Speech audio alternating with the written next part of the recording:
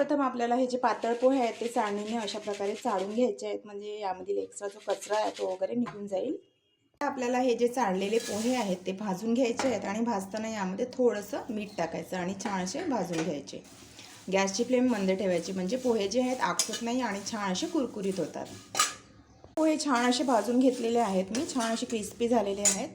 गरम तेलामध्ये टाकायचा कढीपत्ता आणि कांदा टाकायचा, त्यानंतर ठेचलेलं लसूण टाकायचं. आपण इथे टाकूया शेंगदाणे, काजू, खोबरा आणि जिरा, छान असं फ्राय करून घ्यायचं.